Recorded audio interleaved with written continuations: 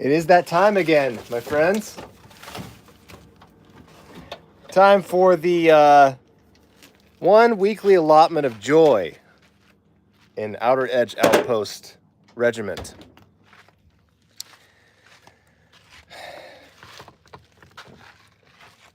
I've been busy. Added some new accessories. I now have a door latch. I have some other upgrades that I'll show you. Of course, the big upgrade being the shed itself. You all saw that last week. I think I had the picnic table then as well, but I didn't have the umbrella, so that's fun. Little by little, I am trying to make the space habitable. I realize that I've been really kind of crammed into the shed because there just isn't anywhere to be outside. When my family came and visited, everyone was just kind of like standing in the dirt, and no one knew what to do with themselves. And I realized, like, I need some stations. I need like shelter. Bob loves it. He loves the table. Here he comes to join the party as always. He's very curious about this beverage. I don't know why. What do you think, Bobo? You want a sip of margarita?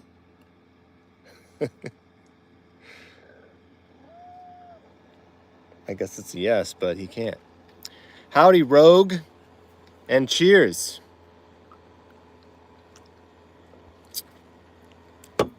God, I love these. I'm just going to keep drinking them on live streams until they send me a free case or something. So yeah, I decided last week maybe I'm just going to do one of these every weekend because it was pretty fun. A lot of people popped in, and it felt nice to like have a gang out here, even if they're virtual. So I have one gang member so far in person, and then a large virtual gang. What's up, future tense? For lack of a proper name. Yes, you finally made it. Thanks, Steve. Wait, I was about to say Steven, but that's Sturvin O'Connell. Hat is new. I'm enjoying it too. It's very hard for me to find hats that fit. I have a large head, and many hats are one size fits all, which means does not fit.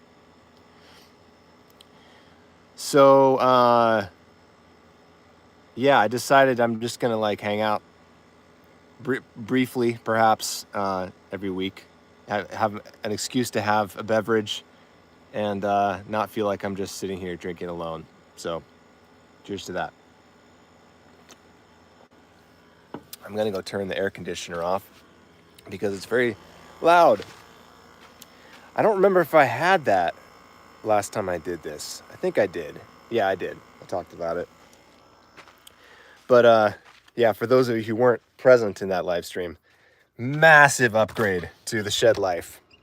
Not to mention, all the other upgrades aesthetically, which some of you may have missed as well.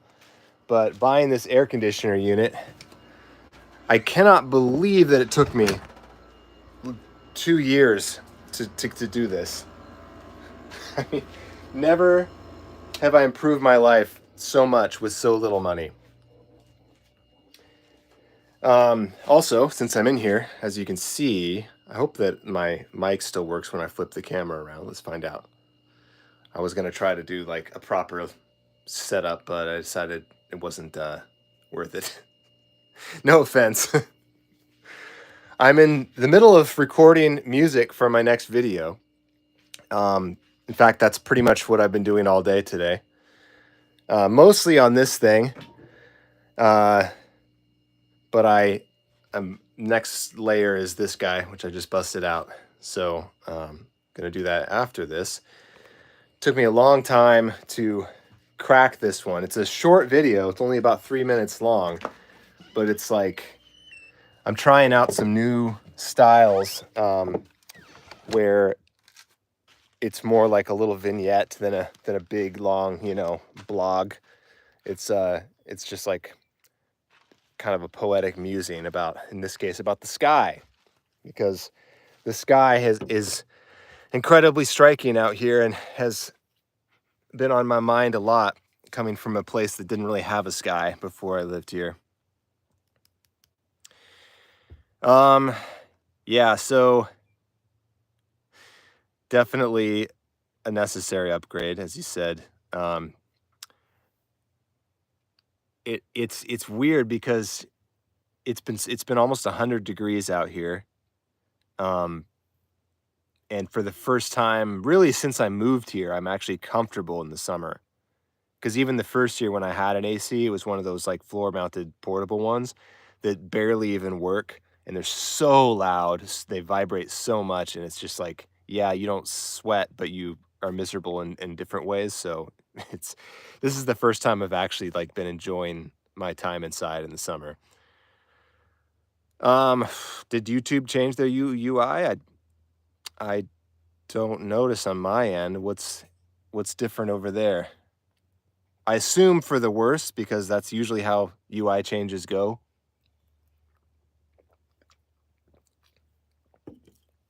This is funny. We have two future people in the chat right now. Future tense and present future. Maybe you're the same person, time traveling in a paradox causality loop. You might want to look into that. Danush asked how I get electricity. So I describe this as like mostly off-grid-ish, because I do have great electricity. All my other utilities are off-grid. My water is a well, internet, you know, is a satellite dish, septic tank, etc. But I do have electricity. Surprisingly enough, there actually is power run out here. So I just decided to grab that rather than go to the incredible complexity and expense of getting, you know, 12 lithium batteries crammed into this thing to run solar panels in the winter. So, oh, it's like TikTok now. So it's basically urging you to scroll past, to scroll away from this. That sucks. They are desperate to become TikTok, aren't they?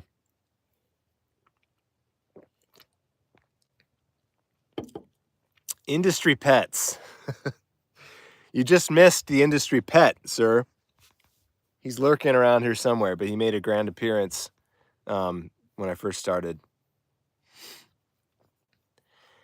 Yeah, it's always really annoyed me why all the apps insist on becoming all the other apps at the same time. Like they start out with a niche that works really well for them, and everyone loves it, and then they're like, okay, but now that people love that, we need to also be the other app, and then also the other app, and they just keep loading crap onto the service until the original function is just completely buried.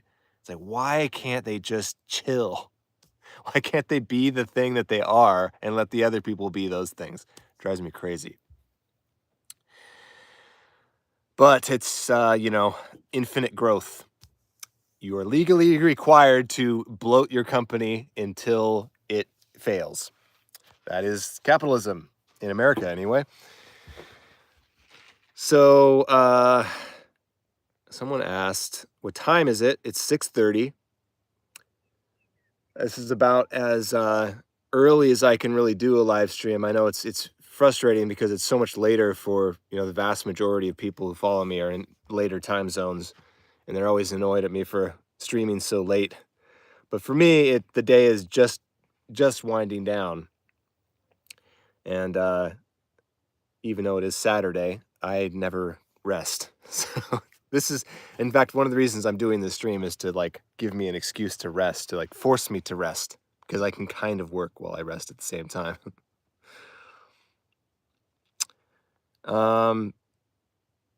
let's see, the horizon. Okay, so I'm gonna flip the camera, but let me know, by the way, if the microphone like changes when I flip this around, um, because I think it ruins the sound when I don't have a mic plugged in. For some reason, iPhones think that you want your mic to change depending on what your camera is looking at, so it like makes it quieter when you flip to the rear-facing camera. Very annoying. There's my horizon. As you can see, a little bit of smoke, but not too much. Um, it has been pretty smoky here lately, but a lot of it has cleared off. It's really only on the deep horizon. The overhead is pretty much clear. It was all coming over the hill from Lake Chelan. But yeah, Rogue, that's exactly it. It's the heat. I've had to change my lifestyle dramatically, much like this man also has changed his lifestyle. He hasn't caught a single critter since this heat wave hit. He has basically slacked off entirely, as have I. I finished this major remodel right before the heat really struck. It was actually the first time I've had good timing in anything in my life for a long time, and wrapped it up right as it was cranking up the heat. And now I'm like, well, my next project is to install this breaker switch that will allow me to plug, well, it's not really a breaker, but whatever you call it. They call it a safety switch. I'm going to install that in between the power feed and the power supply to the shed, so that I can switch back and forth between the main panel and my generator when the power goes out, because it does often. And my greatest fear is that when a fire happens, I will lose power and not be able to use my well to spray the hose to protect the shed, because that is the plan.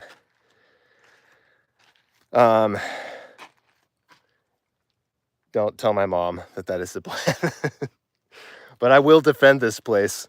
I will go down with the ship if I have to, but I'm pretty sure I can defend it. That's what everyone else has done around here. Last time it burned, which was I think 5 years ago.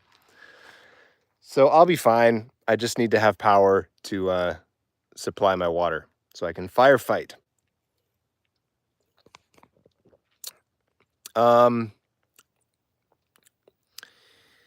Bob's favorite critter to catch. He really takes whatever he can get. I mean, he's not picky. I'd say the most common is just mice, a classic. He gets a lot of mice, although it's been a while. Maybe he kind of cleared out their population. And then once in a while, he terrorizes me with a vole, which, if you're not familiar with those, they're like psycho mice. They're kind of like a cross between a mouse and a hamster, but with like the soul of a honey badger. He brings them in, and they fight back. They go berserk. Like, they start attacking him, and he's like, whoa, whoa. They scramble around incredibly fast. It's really hard to catch. When I did catch one with a glove, it was like chewing the hell out of the glove while I tried to carry it outside and, throw it away. I usually try to save them if I can, but sometimes Bob is too lethal. Fire hydrants, no, future tense. I'm really pushing my off-grid luck by having access to power. Definitely no city water anywhere near here. I don't know how there's even power. I mean, as you can see, it's pretty damn remote. So I was amazed that there was power, but there's definitely nothing else. Fire extinguishers, it wouldn't be enough. I mean, the idea how you defend these places from wildfires is you just soak your house. So you just have to be out there with your hose, or if your power does go out, the emergency scenario is you fill up a garbage can full of water beforehand, like just in case. And if the power goes out, you just use buckets keep your house wet. But yeah, you soak the house continuously so that embers won't catch it alight, and that's basically all you can do. The other thing, of course, is prep, which I haven't really figured out how to do it. You're supposed to have like a perimeter around your house where there's no brush, but I'm like, I can't. I mean, what am I supposed to do? Like mow this? I've been trying. Like I attacked this stuff with the weed whacker, and trimmed this sort of, I think this is tumbleweed brush. Trimmed it way down, but it's like there's tons of boulders in there. I can't really keep it clear. I can't, poison spray the entire landscape. So really the only way to do it is to cover it, with gravel and ground cover. And I can't do that until I'm like finishing this site. So for now, it is danger zone. Holly, what's up? You finally made it. Plastic bottles filled with water. With property like this, the biggest issue is actually not like the fire directly hitting the house. It's embers. Like hot embers will fly up and like get stuck in parts of the house, and then they just sit there and simmer and eventually catch on fire. So the only way to defend against that is to keep everything wet. Although I actually made a lot of progress toward that when I decided to do these soffits. I don't know if any of you guys remember, but the eaves up there used to just be open with like boards and ledges of like lots of ledges the embers could have caught on, which makes me feel good about this decision, which was initially just an aesthetic choice. And then I started to come up with practical reasons for it, like keeping the wasps out of there and fire danger and so on. Turned out to be one of the hardest tasks of the whole project. But anyway, hydrate. Yes, I'm anti-hydrating at the moment, actually.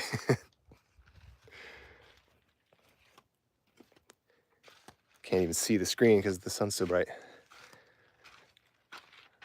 I wish I could make the chat larger on here. What does this do? Highlight save to your channel. Oh, wait, what is that? I don't want that. Oh, it's for making a highlight. I'm not going to make a highlight of my own video. That's your job. Yeah, roof is metal, so that helps. Yeah, it's a lot less vulnerable than some houses. It still, has flammable wood on all the walls, but I don't know. I think it's small enough. I think I can defend it. Oh, that's a good point, Rogue. I was thinking I want to invest in like a serious smoke mask, like firefighter grade maybe, because that would be very comforting. I'm pretty confident that I'm not going to burn to death out here because there's like no trees. It's just grass. So I don't really think even if all of this was burning around me that it would be hot enough to kill me from the heat, but the smoke would do it. So yeah, got to deal with that. Traveling Jack. Wow, there's a blast from the past. Back from my Twitch streaming days. I didn't know you were on here. Some of you may not realize that your favorite feral hermit used to be a Twitch streamer. Those days are behind me. I don't know, maybe it's overstating it to say I was a Twitch streamer. More like I streamed on Twitch occasionally for a very brief period of my life, and it didn't really go anywhere. But it was fun for the handful of people that showed up for it. Oh shit, another Twitch person, Karma. There's a whole Twitch gang in here.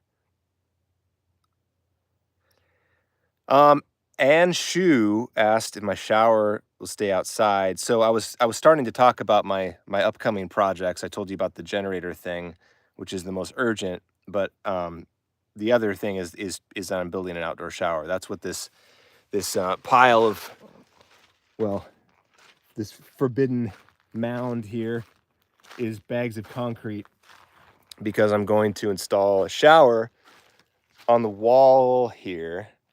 You can see this this little probe poking out through the wall. That is, I drilled from the other side to show where the faucet needs to be.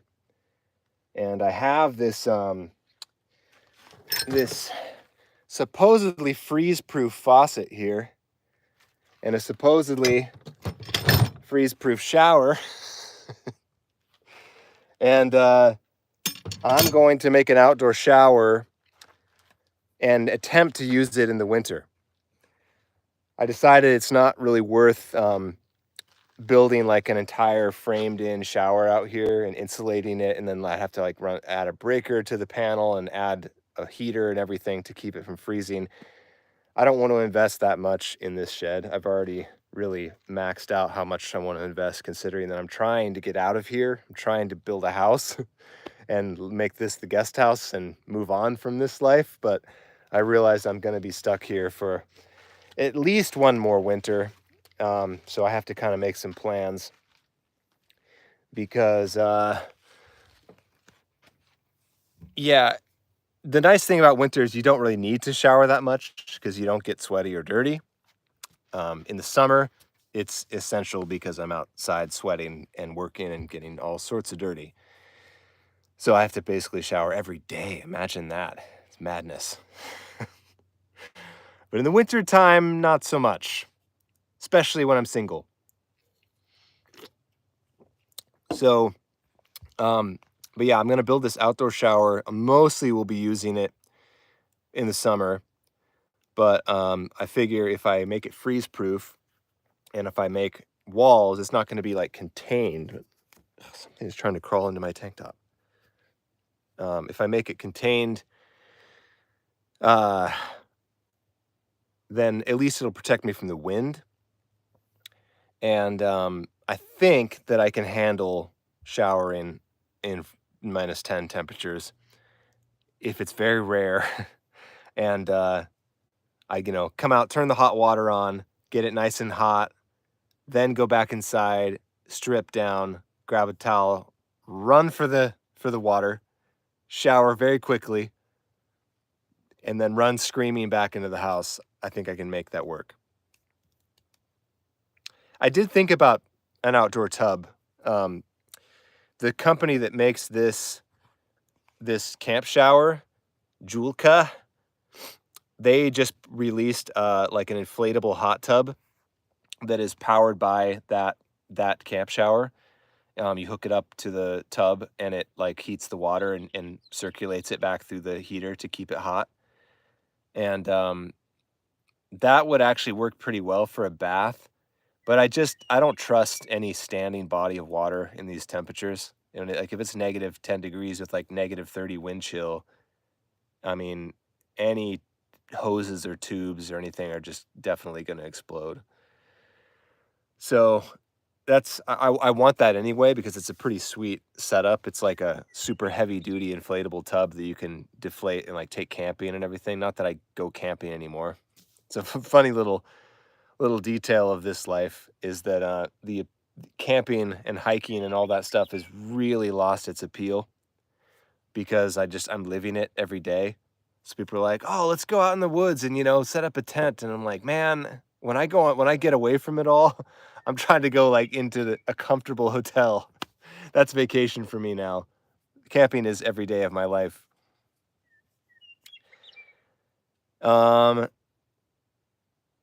What would you say is the most uncomfortable part of living off the grid? Well, okay, so let's cross out like the size of my home because I think that's probably the number one irritation for me is just like how cramped it is in there. You saw how many projects I have going on in there. It's an insane amount of gear and workstations for such a small space. Really cramps my style because I'm trying to operate, a recording studio, a video editing production studio, several instruments, photography, and also an entire home. That's pretty frustrating. But crossing that out, Uh, I mean, off grid doesn't necessarily mean you don't have like most people living off grid have a septic tank, so they have like a normal toilet. Um, in my circumstance, that is not great at the moment. Like I built this, really nice outhouse. It is aesthetically pleasing, but and it doesn't really stink or anything, but lately there's been a fly problem. I don't know why this didn't happen last year, but suddenly the flies have found it and they are getting inside there somehow. And when I open the lid, they all come swarming out, and I have to spend like 5 minutes every morning banging on the lid of the thing, trying to clear all the flies out so that I can use it without getting buzzed. That's not fun. That's certainly in my top 5 worst things about this life. Um, Other than that, it's all just kind of like country life stuff in general. Um, just living remotely, which, whether off grid or not, if you're just nowhere near civilization, there's a lot of like irritating little absences of things, mostly people, which is usually desirable, but sometimes it's not. Sometimes I'm like, man, there is a whole lot of nobody out here. Once in a while, it hits me. Mostly, I'm fine with it. Mostly, it's actually what I want. But once in a while, I have my moments of like, fuck, is this it? Like, is this how it's always gonna be? But I realized after I talked to you guys about this last time I streamed about how I had this epiphany on the 4th of July about how I was never gonna have a social group out here. Um, And I realized after a while of, having an existential crisis about all that, that like the solution to it is just to, it's build it and they will come, basically. I've been talking to people out here who have houses up on this hilltop, and everybody is constantly telling me about how like everybody wants to come visit them, all their relatives and friends from the coast and everywhere else are like always trying to come out and visit because everyone wants to get out of the city, everybody wants to, get in the sunshine, all the nice things that we have out here. And all I need to do is just get that house built, and then I can, put the vacancy sign out and people will come visit me. So problem solved. I'll bring the social life to me when I want it, and then close the door when I don't want it, which was kind of the goal all along, to compartmentalize life a bit. I see so many cool birds. Um, what Talking about my least favorite things, some of my favorite things. I'm not going to say my favorite, but like the thing that probably brings me the most active delight. Because I say that because a lot of the things I like about here are sort of the absence of things that I don't like noise and stress and people for the most part. But some of the things that are positive perks, it's just the wildlife. Creatures of all sorts are really fun. Even the bugs. As much as I hate yellow jackets, there are just so many weird critters out here, and they're so stupid looking, and they're so funny and goofy. Like this morning, I opened my outhouse door, and I think they're crickets. I'm not positive. They're huge bugs. They're like, let me give you like a scale. It's probably that long and like as big around as the hole in a can. It's like a giant cricket looking thing. And I don't think it's a cicada. It could be some mutant cicada. But these guys are around. And I opened the outhouse door, and there was one just like chilling on the wall right next to the toilet. And I was like, well, I'm not gonna use the toilet with this thing like right next to me. It could choose at any moment to spring and terrorize me. And so like I made a brief effort to shoo it out, and it jumped up on the window where my little fly sticker trap is, sticky trap. And I thought it was stuck for a second, and then I realized it was eating the dead flies off the sticky trap and just having a great time. And I was like, I love you, man. You are the best bug. And then a few hours later, I came back out. It was chilling on the other wall. I put a broom up against the wall, and it climbed onto the broom, and I just, moved it outside, sent him on his way. And they're just like all the weird grasshoppers. There's just funny living things everywhere out here. I'm just talking about bugs. Birds are really the star of the show. Rodents are around, but I don't see them very often. They kind of keep to themselves. The birds are incredibly beautiful. There's some actually quite exotic birds out here. Chuckers are not native. They're from Afghanistan originally, and they look like it. They're very bright and stripy. Those are really cool. They make interesting sounds. Hence the name. The sound they make is like a chuck, chuck, chuck. And pheasants, quail. Quail are probably my favorite, just because once again, I'm into the goofy animals. Quail are so goofy with their little dangly hat things, and they run around. They run in a straight line when you drive toward them. They don't fly. They don't veer off to the side. They just go straight ahead, running as fast as they can on their little legs. They crack me up. And there's a few snakes out here that are not rattlesnakes that are adorable as well. I don't know what they're called. There's garter snakes here, but there's like this really smooth green, like bright green snake that's just like I know there's a snake called the glass snake, and it's what I keep thinking of because it looks like glass. It's probably not the glass snake, but it's just like glossy, smooth, green, perfect tube, and they're beautiful to behold. And I love those guys. Bull snakes also. Any non-venomous snake, really. I've been a big fan. Jane, no, I did not do the tattoo tour. It's going to have to be like a special occasion or something when I do that. Because to me, it's very self-indulgent to talk about one's own tattoos, I think. Like if someone makes a specific request for me to tell the story of them, then I will indulge. But I don't feel comfortable like getting on stage, so to speak, and just being like, here's the meaning of my tattoos. Though that was one of the first videos that I made for my writing career first started. My agent told me, you should make a video about your tattoos, and somehow talked me into doing that. It's probably still out there on the internet somewhere. Yeah, if you want your answers, though I've gotten a lot more since then. Probably look up Isaac Marion tattoos and you'll find that very embarrassing video. If you do, you should note a fun fact that while I was filming that video, I was possibly the most hungover I've ever been in my life. I somehow got so fucked up off of not that much alcohol and felt just like I was going to die. And it was my first time in New York City. And I had a bunch of business with my agent to do that day. And I came into Manhattan just absolutely on death's door. And they're like, hey, you should shoot a video since you're in the office.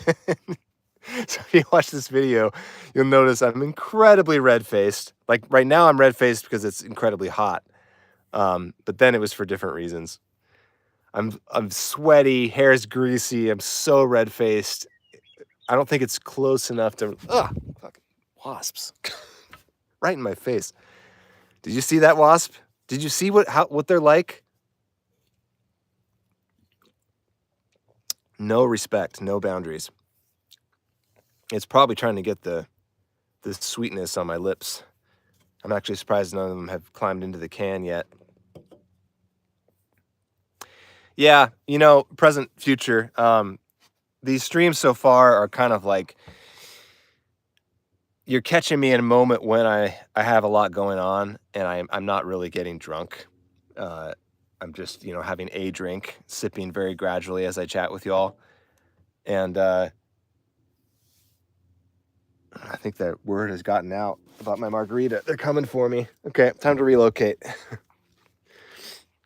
By the way, those of you who are wondering where Bob is, he's chilling in the shade here. I guess I will join him. Are we safe here, Bob?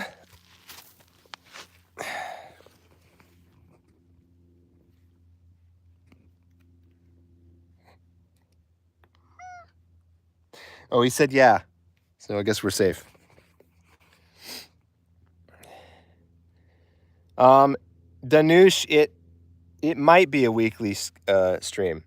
I've only done it. This is my third time, I think. Well, the first one was a long time ago, and I did one last week and had a great time. And some people suggested I make it a regular thing, so I thought I might do that. At least as long as I'm. God, I don't think this is gonna work. The wasps are hounding me now. I'm gonna go inside. Yeah, I might just if I'm around, I'll do it because why not? You know, I need to do something. I can't just go like entire weeks without having any fun.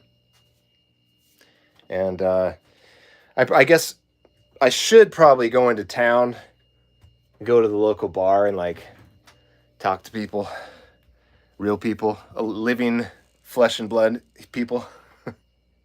But this is a lot easier. So this is what I'm doing for now. Let's see. Somebody asked me, do I get lonely, bored, or miss my family? I see my family plenty, honestly. They all live in Washington. They all just came out here a few weeks ago and stayed in a nearby town for like family summer vacation thing.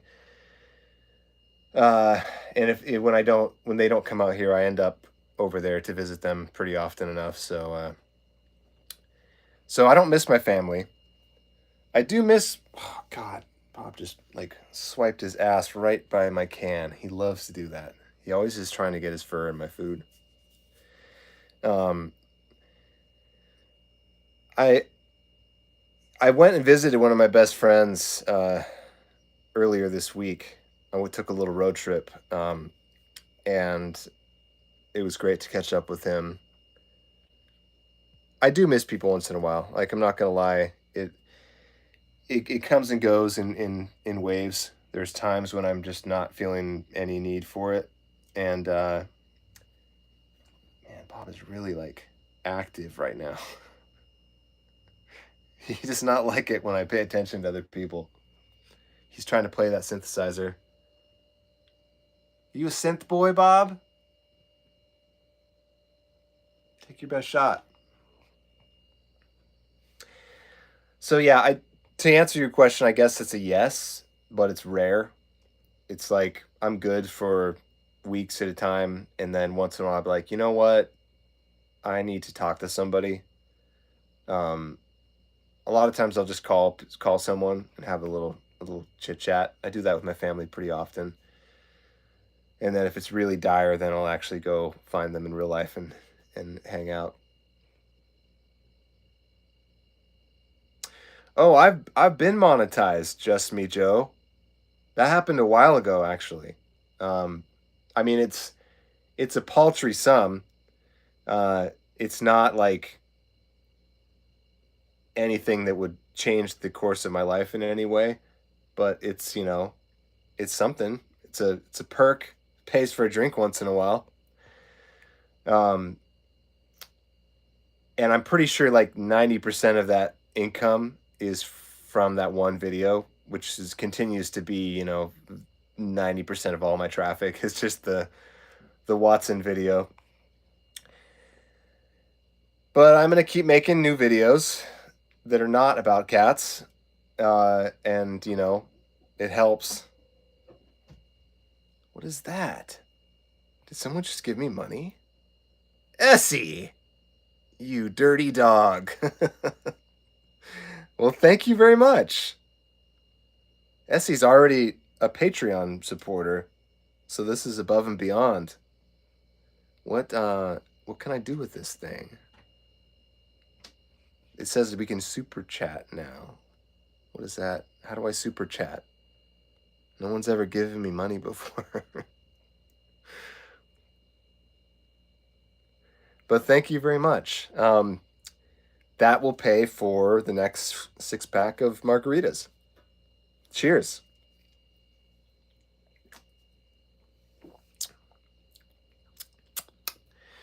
Okay, fine. I'll tell you about, let's see. How should I organize this? Doing them all would take way too long.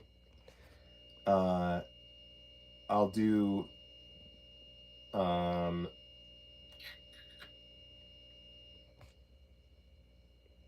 get the one out of the way that everyone always asks about first. How about that?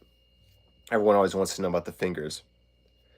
And the fingers, so I'll show you that, like, they should look like this. So this hand is, oh, I have a special request. The armband writing. That's all of them. They're all armband writing. So that would be all of them. I have to pick and choose. Maybe I'll do one each stream. How about that? And anyone who's really curious will have to will just have to tune in. I'm going to start with the fingers. So these ones are letters from the unknown script of a book, a medieval text called the Voynich manuscript, which is a medieval book of unknown origin. It has like a bunch of cryptic illustrations of like strange rituals and natural phenomenon and unknown abstract stuff as well. The entire book is written in a language that is not any known language. And it's super fascinating because, like, a lot of cryptographers and linguists and everything have studied this book, and they've determined that it's not nonsense. Like, it follows some sort of recognizable syntax of a language. It's not just like random letters, random characters. But for some reason, they're not able to crack the logic of this language, and they've been working on it for about 500 years. So it doesn't seem likely that they're ever going to at this point. So, which is why I felt comfortable getting that tattoo. But I just love the idea of that. I love that it's like a genuine historical mystery that someone created. There's a lot of theories about like why it was created. Like maybe it's some kind of hoax or something. I don't care. And even if it is someday translated and it just says like flies in your outhouse or something, that's fine. It's just like I love the mystery of it. I love the unknown. It's very rare to find anything in modern life that is unknown. Everything has been solved already. All the mysteries are solved. Everything's explored. Most of the natural world is already explained, and that kind of bums me out. Always has, because I crave, mystery and unknown. And what little there is of that in the world, I wanted to embrace it and kind of make it part of me. So that's your one tattoo for this stream. I will tell you more next week. A couple of people have gotten that Warm Bodies Heart Rose, Jane. I can think of at least 2 people who actually had that tattooed, which is, I can't decide because people have also tattooed some quotes from the book, which is like the highest honor as a writer. But I did draw that rose, which is also pretty cool that someone would get that. So I don't know. They're both pretty amazing things. It's like, I feel like, fan fiction is an honor, fan art is an honor. Anything someone does related to your art, like recreating it in some way is a high privilege. But actually inking it into your body is pretty amazing. Like, that is something that is very intimate. It's very special. And it's happened quite a few times, actually, which is strange to think about. All the skin out there in the world that has my words in it. Hopefully no one has regretted them yet. Yeah, Jane, I'm totally okay with it. I drew it. Well, technically, it's kind of a collage. I drew the stem and the leaves of the rose, and the actual heart I pulled from that Grey's Anatomy book, I think, or some anatomy book. I just sort of like traced it and bastardized it, so I didn't really draw that freehand. But if nothing else, it's my original collage. Welcome, McCoy. Welcome anybody else who I missed in this tiny, tiny little window. Wish I could expand this chat window. I don't need to see myself. I need to see what you're saying. 3 a.m. in the UK, Angel says. Damn shame. Damn shame I won't be back there anytime soon. Actually, I don't want to talk more about that yet. I already sort of let the cat out of the bag in my previous video, but it was a very subtle announcement, and I'm going to say more about that on a Patreon post to explain what actually happened. But suffice to say, I'm not going back to the UK anytime soon. Let's see if the wasp will let me live for a minute out here, because it's way too hot in there. Should you try beer? Or is this something you'll regret? I mean, you got to try it. It's a essential tradition of humanity. I think I wouldn't overthink it. Dever Eddy. You just gotta try things and see how they work out for you, and notice your response to them, and see what results are, and make decisions. Me personally, I have had a great relationship with alcohol my whole life. It has never been a problem for me, um, other than like hangovers being, some occasionally suppressing work that I'd like to do. But I know how it works. I can make those decisions like I am today, where I don't have to do anything intellectual tomorrow. So why not have a drink?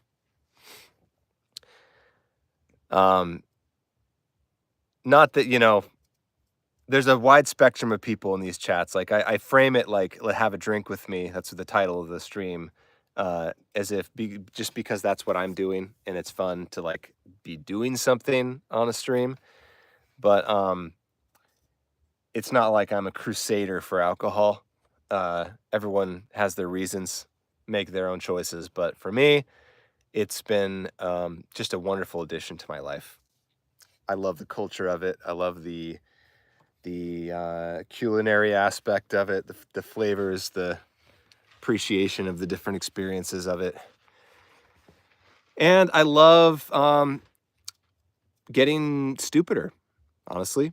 Like that's probably the number one thing that I love about alcohol, is it just allows me to dial down the intelligence so that I can enjoy life, because it's an unfortunate side effect of like just being even like reasonably conscious, is that you're aware of all the shitty things in the world, including in your own life, and it makes it harder to have fun.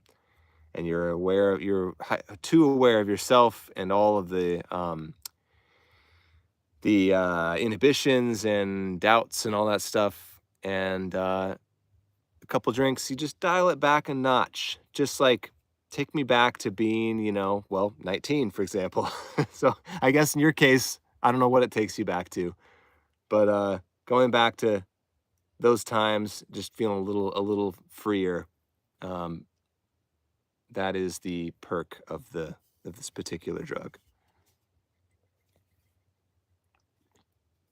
So I recommend it with caution. Okay, I saw a bunch of chat blow up here for a second.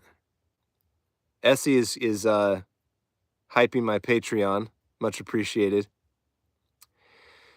Yeah, my Patreon has a ton of content on it.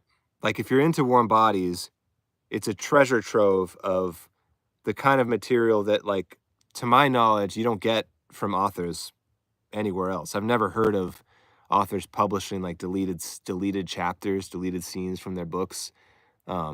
you know, early emails between them and their editors. Like I have just so much behind the scenes stuff for books, which is like everyone does that for movies, for, you know, even bands and their albums. For some reason, nobody ever does behind the scenes for books. So I thought, like, why not? Why not me? So there's a ton of Warm Bodies stuff on there, you know, like early drafts of certain scenes, cover designs that weren't used, tons of stuff that you aren't going to see anywhere else. There's also like just a lot of other stuff. I mean, I'm doing it for like 4 years, and I was really, really active on it when I first started, and I was like creating a lot of original content just for Patreon. And after a few years, I started to realize like I have to kind of scale it back a bit because it's becoming too big of a part of my like task list, and it was like taking focus away from, you know, actually writing more. I was writing things for Patreon instead of for books, and it was just like I had to walk it back to a more reasonable level. But I still pop in there pretty often. I still write a lot of text posts for it. Share, you know, secret news that isn't public yet, things like that. And but the Discord, it's true what Essie said. The Discord is really the best part to me. Yeah, future tense. Also, all the music from my YouTube videos. You're here on YouTube right now.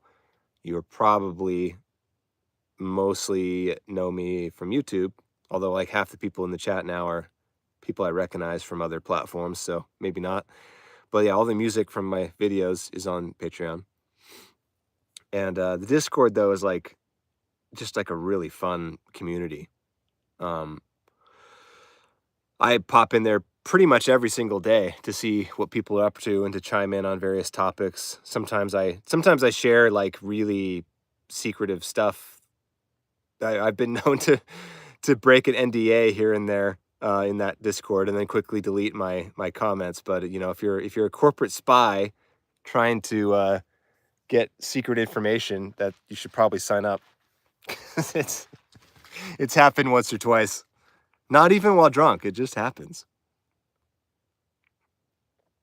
Danush just found out. Yeah, I'm the Warm Bodies biggest fan in the whole world for sure. Nobody has spent more time in the Warm Bodies universe than me. I guarantee it.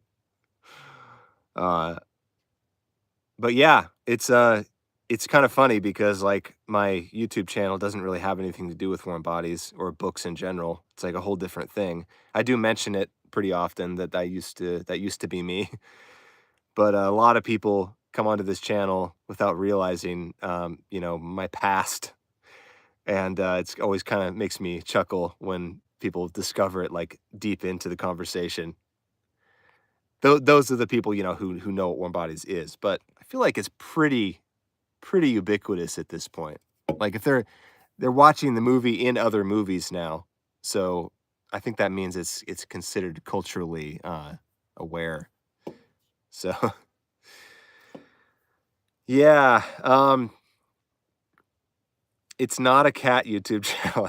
I insist. I swear. Despite what the algorithm may think, that is not what I'm all about. Though now that it has become that way, I'm throwing bones to the audience as much as I can.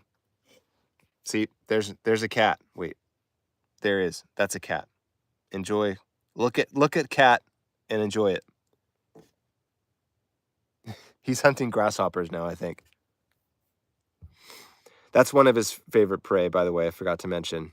He loves to chase bugs. Big up from Jamaica.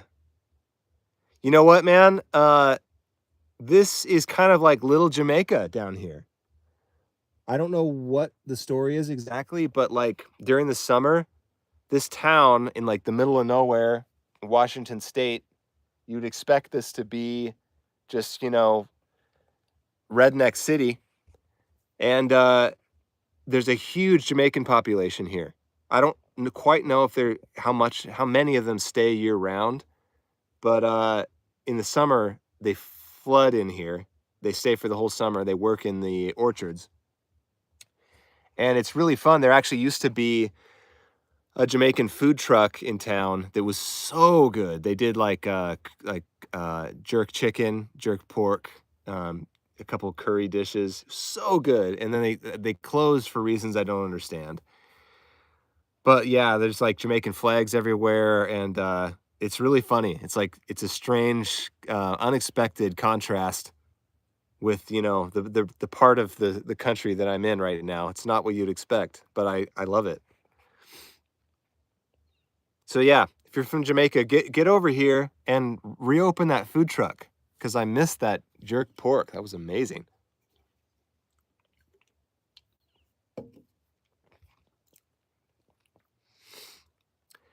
Extra Bob content, yeah. Always, you can never have too much Bob content.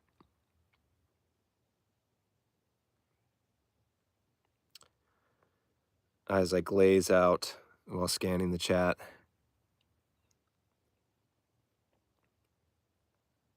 It's really cracking me up how many old names from Twitch are in here. I probably would resume my Twitch activities, but I'm not able to technically. Starlink is great for regular internet use, but it does not work for some reason it works. I mean, it works fine for this. I'm streaming right now, but Twitch doesn't work for some reason. I just realized how weird that is. Like, as far as I hear, my stream quality is solid on YouTube, on Zoom, etc. But when I do it on Twitch, it gets really bogged down. I don't know why. I wonder if it is my computer after all. I'm gonna have to look into that more. Oh, rum cake, yeah. God, yeah, bring that too. When you open the food truck, please bring that rum cake.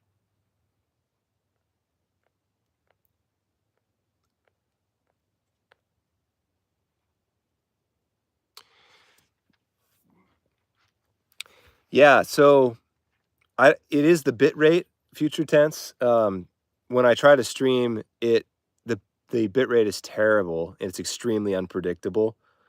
And but yeah, I was streaming from the same computer. So now that I have a computer, it's another little addition to my life that I haven't mentioned yet.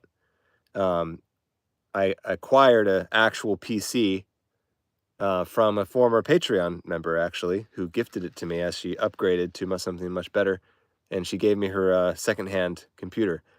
So I am getting ready to change my gaming life.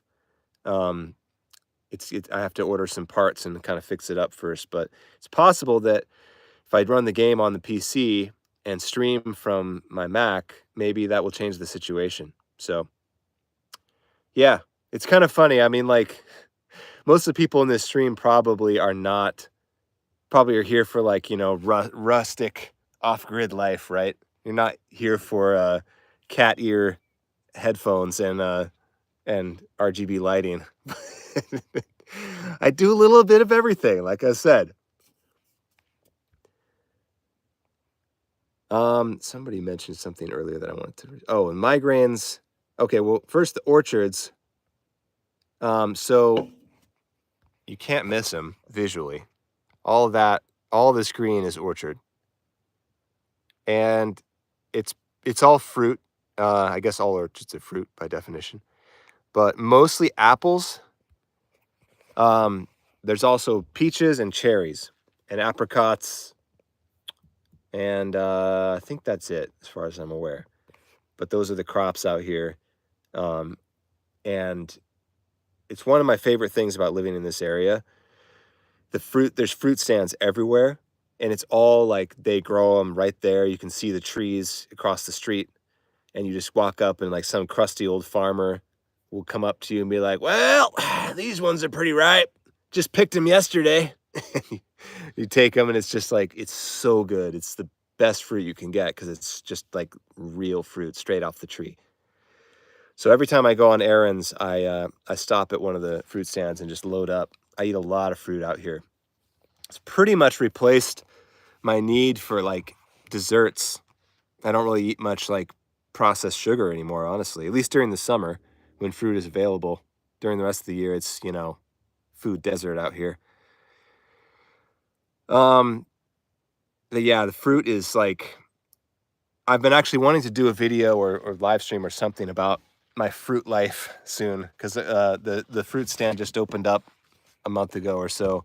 I made a couple stops there and just like uh, the I have a lot to say about fruit. I think it's like one of the most beautiful things that evolution has gifted to humanity.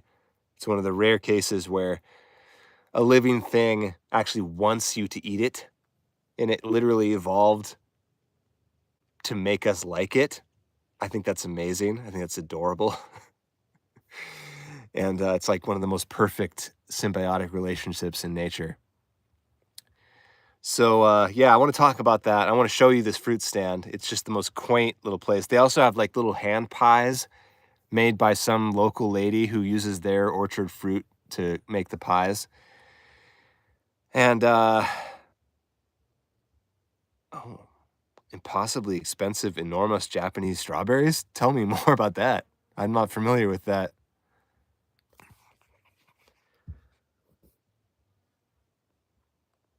As I scan back. Thanks, Noor. Says I look healthy. I eat pretty healthy, I would say. Yeah. My diet is pretty solid. I cook pretty much all my own food, hardly ever go out to eat, almost never eat fast food because fast food's not even cheap anymore. Um, I mean, my diet could be fresher.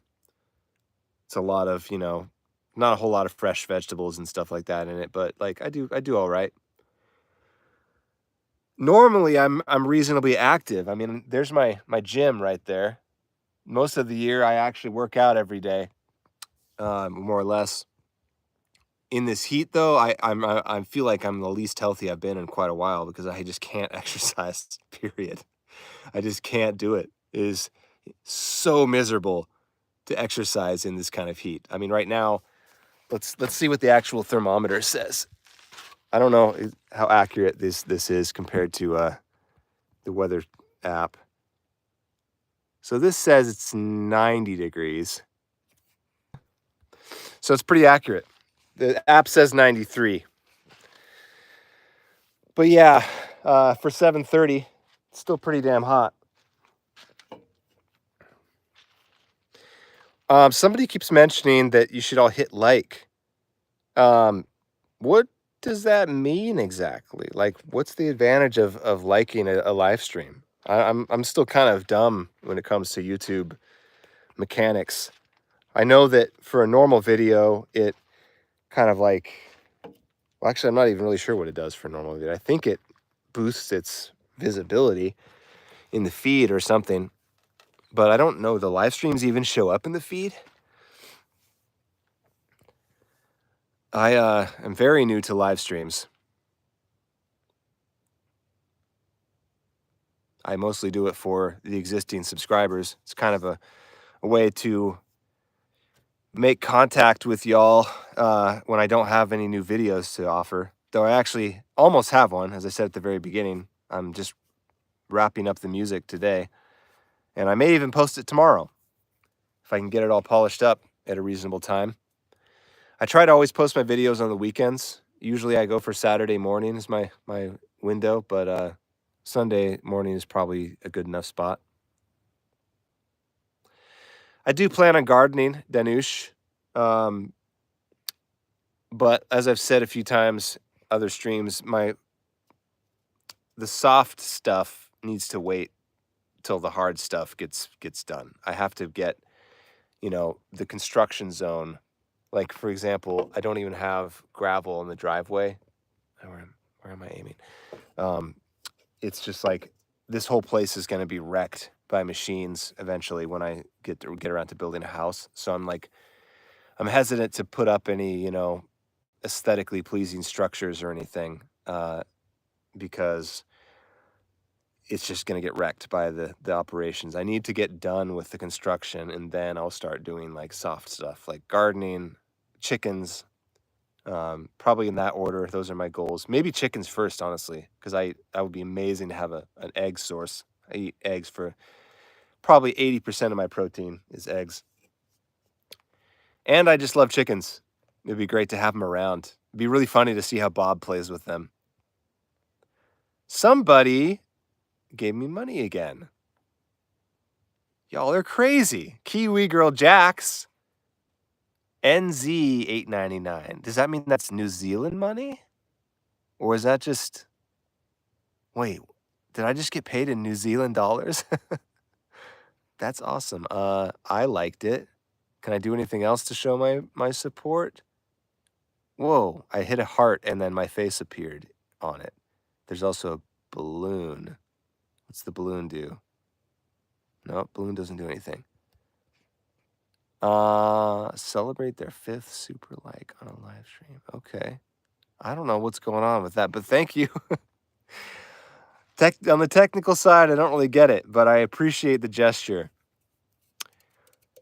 It would be fun to, I could never actually live stream in the town here, but it just kind of like crossed my mind how fun it would be to go to like the cowboy bar out here and have you guys buy me drinks. Every donation means I have to have another drink. I'd be so down to do that, except that I would probably get hauled out and kicked to the curb with a cowboy boot. No influencers allowed in Okanagan County.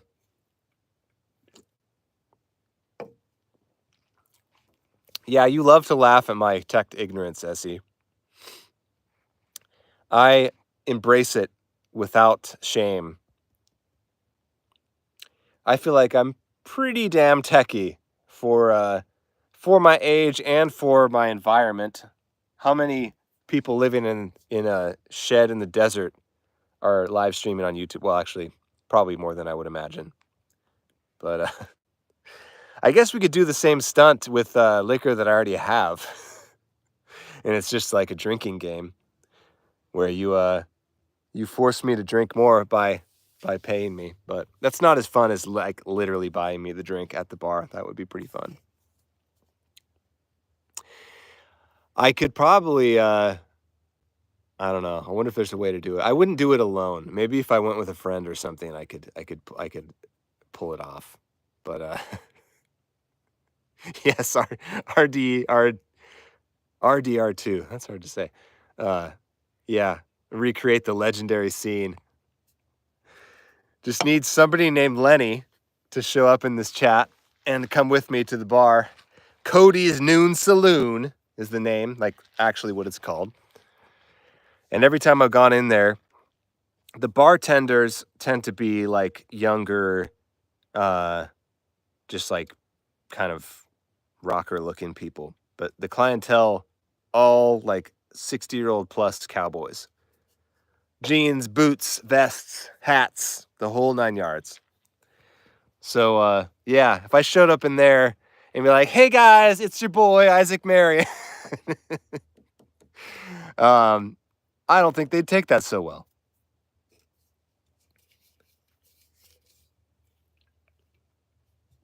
Maybe they would just be extremely confused. But I would definitely ruin my reputation in town.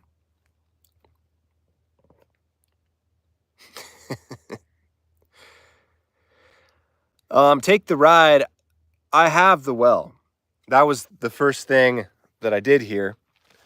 Really the first thing you have to do, because you aren't allowed to live on land without a well in Washington State. Some states do allow it. Some states allow you to haul it in from somewhere else. But yeah, my well is that pipe sticking out of the ground right there. That hole in the ground costs almost as much as the entire property. This 20-acre lot, basically from that tree to, let's see.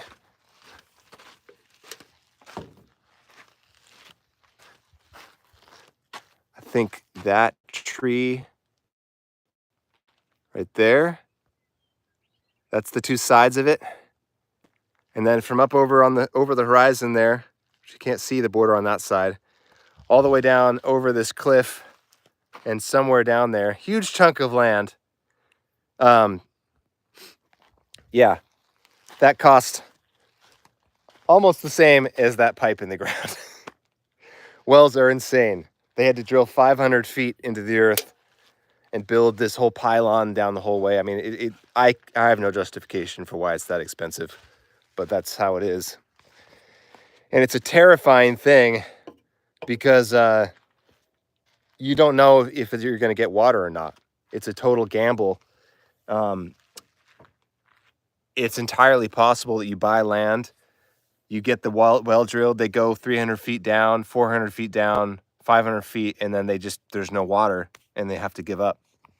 And then you still pay all of that money, but you get nothing. And then you're just fucked. You can't live there. You're done. Which is like, looking back on it, honestly, I am amazed that I actually did that, because that's like the most insane gamble. This whole thing could have been a bust if I didn't hit water. So when that actually happened, I was like, certainly the biggest relief moment of my entire life.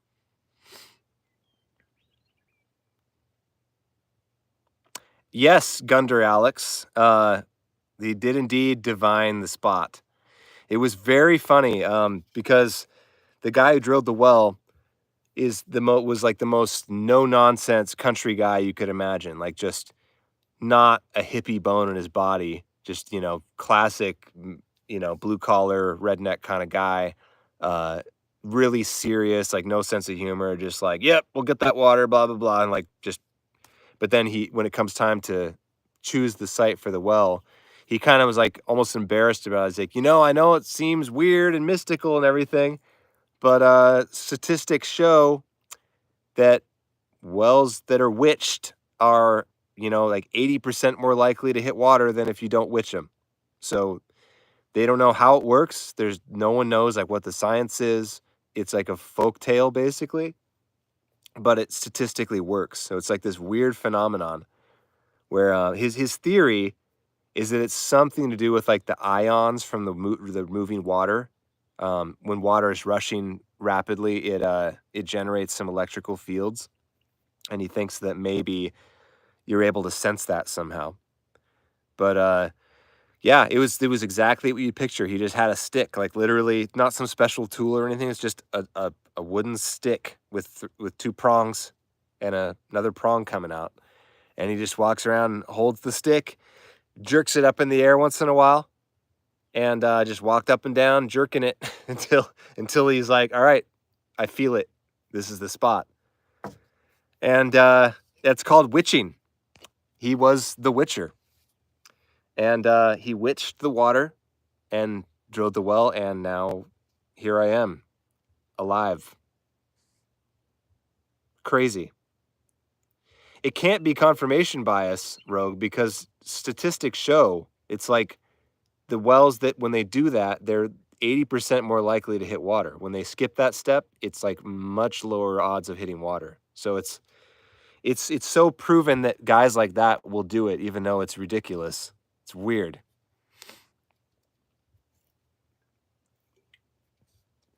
A lot of strange things in the world.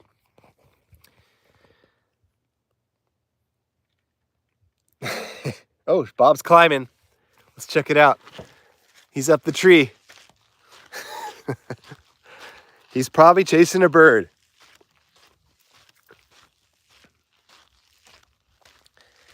Now I have to watch my step very carefully because I am wearing Crocs.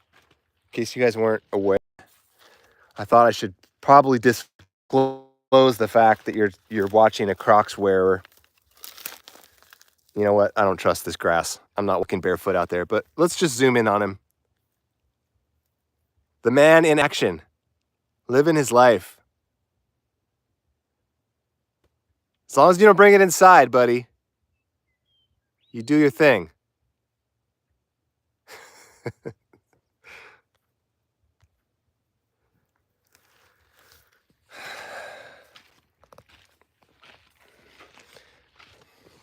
So my place is like kind of coming together, you know?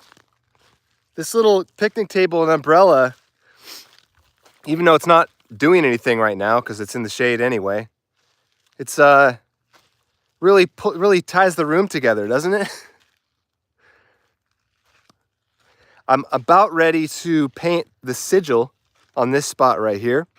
Told you last time about my friend who's designing like a mystical logo for my whole life, but kind of more specifically for this life, this outpost operation. And when he gives me that design, which should be any day now, I'm gonna paint it on that wall. And I may actually do some other stuff with it. I've been thinking, because I already have a merch store that's all Warm Bodies related gear right now. But I was thinking I'd like to do some Outer Edge Outpost gear. Why not? So this sigil, which is like kind of, it's essentially a logo, but has kind of a esoteric aesthetic to it. Is more like a coat of arms than a logo. I would say I'd describe it more like that. I thought I might put it on some gear, like a hat or something, you know, sticker, something. It's a really cool looking design. So for those of you who want to support the operations around here in other ways, other than super chats, that'll be an option soon.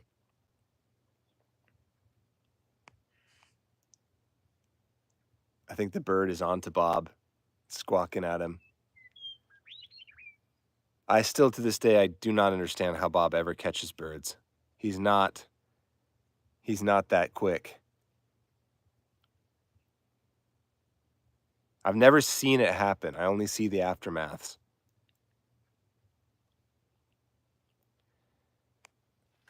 Oh, he came down. Bob, you failed me. He's bouncing like crazy. What's up, dude? What happened? Did you lose confidence?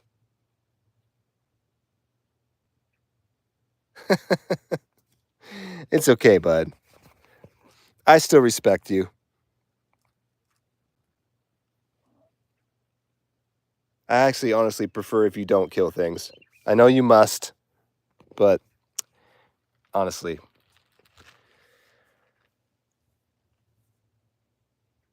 Yeah, oh shit, I didn't realize you were here, Badger.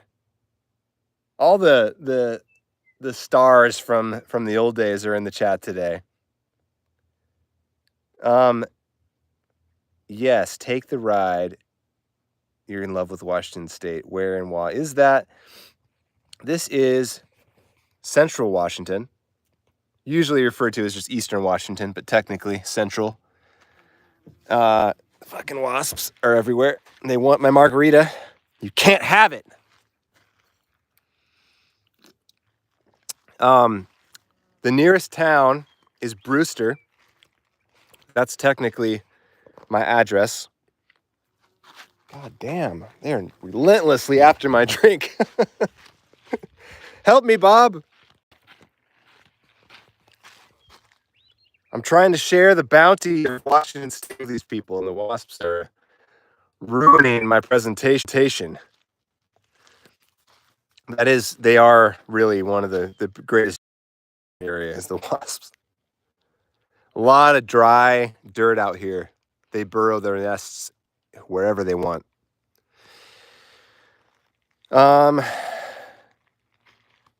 Yeah, so Okanagan County is this area. The Okanagan is sometimes called, or Okanagan Country.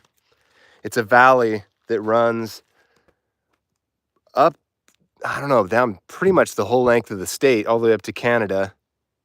The highway, it's over there, I think. Oh, yeah, over here. If you keep going up that way, you'll hit the border. And yeah, it's a very underappreciated gem, this region. A lot of people don't really understand how nice it is here. Everyone just hangs out on the west side. It's all about Seattle and the coast and everything. I am sort of quietly making the case for a migration. Don't tell anybody local here. Nobody wants that. Long term, I don't want it either, but I wouldn't mind if like a few people came over.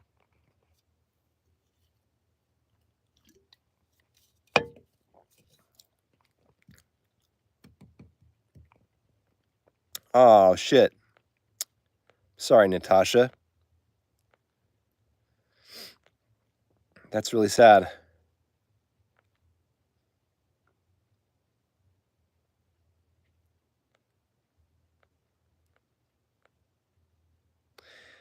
This is a cat loss friendly environment. We all support human level grief for losing animals.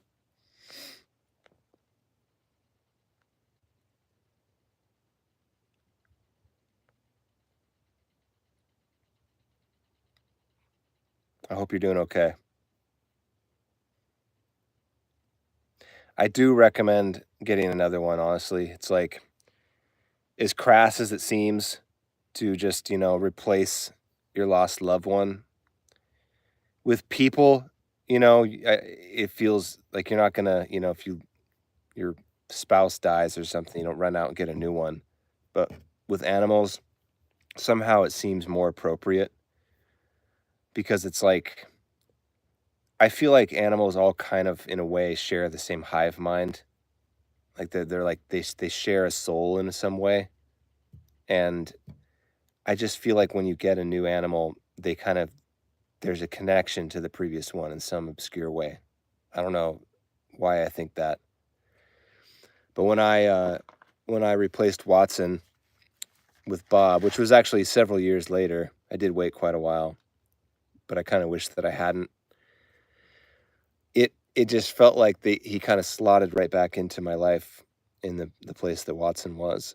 And I don't know. I can't really think of any reason against that when it comes to cats. Because it's like you need the difference between not having a cat and having a cat in your life is a huge change. And even if it's not the same cat, it's just like you got to have that presence. Anyway, I'm sure you're not, it's too soon for recommendations for you. I'm just rambling.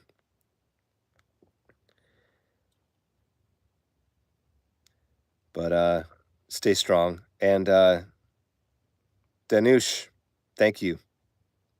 I got another drink here sent to me. All these little icons I can push. I don't know what they do, but I'm trying to show my appreciation in every way I can.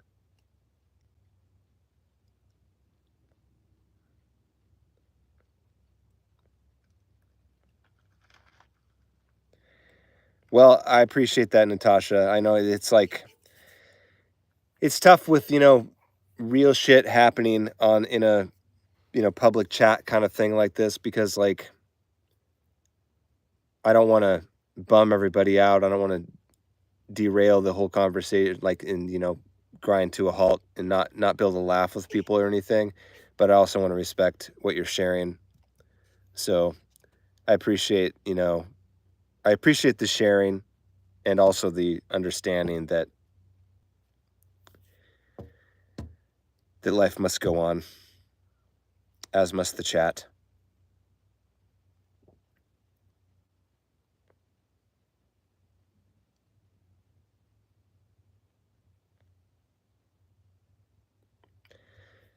Yeah, Badger, I wonder, I mean, I think partly it's just that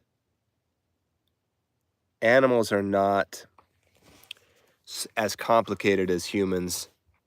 The identities are not as detailed, so that I think you can kind of the experience of having one cat is different but similar enough in so many ways that you can kind of continue on from one to the next in a sort of a continuous succession. Whereas with people, it's just like everyone is so unique, you can never replace them. And it's just not even the concept of replacing them isn't available because it can't be done. I don't know. Animals, it does feel a little different in some way, but it's in an abstract way. I'm not sure.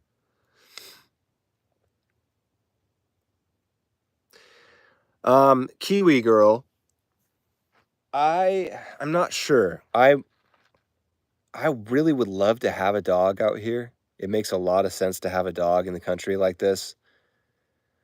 Um, Everybody out here has dogs. It's just kind of like a no-brainer. I haven't done it yet because I don't know how to manage having a dog when I'm sort of as chaotic as I am. I come and go a lot, and even with just Bob, it's been hard to figure out like how can I live my life the way I want to while having a pet being dependent on me. There's nobody out here to pet sit, so you can't just like hire a sitter or something and have somebody show up and take care of your pets. You have to know somebody to do it. And dogs are, way more dependent. Yeah, exactly, Essie. They're entirely dependent. Although the flip side of that is that while they are more dependent, you can transport them way more easily. So like you can take a dog with you in many cases and it's no problem. So it's something I'll have to explore. I don't know. Like if I had a mid-sized dog that I could easily travel with, it might not be so bad. As far as like local travel anyway, I would just bring him. International travel is a whole other matter. And but also in that case, it's easy to drop a dog off at someone's house. They don't need a litter box or anything. Whereas cats kind of like have their whole ecosystem. Jesus Christ, wasps are like banging their bodies against me. They're really, I want to believe it's just this margarita that's making them like this, because if this is how things are now, I may have to go inside again. I would also like to get a second cat. Skylar. Sky, is that your name? Sky 3R? Yeah. It would be nice to have a friend for Bob when I leave. He's so sad when I leave. I used to have 2 cats, and then the other one lost her fucking mind. She's like started pissing everywhere, got more and more weird until suddenly she just like decided she hated Bob and started attacking him constantly. And I had to give her away to a friend because they couldn't live together anymore. Yeah, basically she couldn't handle it.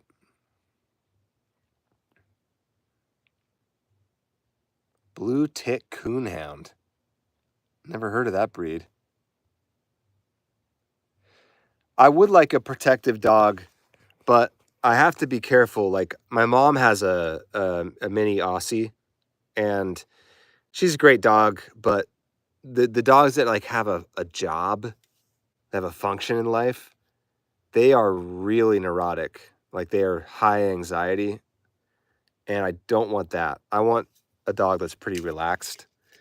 I can't deal with like the hypervigilance with dogs. I need them to be pretty laid back. So it'll take some research. Yeah, Chihuahua, definitely. And thank you to, I think that was that you, Skylar, saying earlier about loving my videos. I appreciate that. This whole channel has been a very strange venture for me. Didn't really know what it was going to be when I started it, and still don't really know what it's going to be. That cat video, completely dominated it and still dominates it. Still, the vast majority of views and comments that I get are on that video. And then everything new that I post is, gets a tiny fraction of that attention. But I'm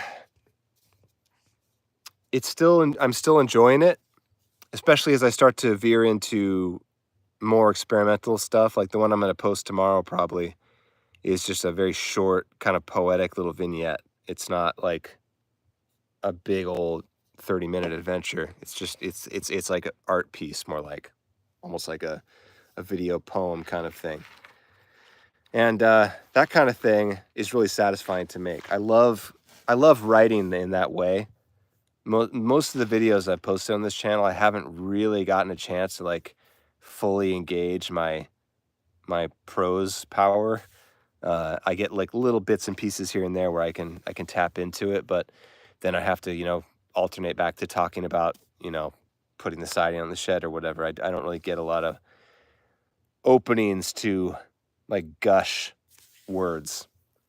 And I want to do more videos that are for that specific purpose, that are not so much like telling stories about a specific, you know, informational activity, but more like just like expressing an idea or a feeling.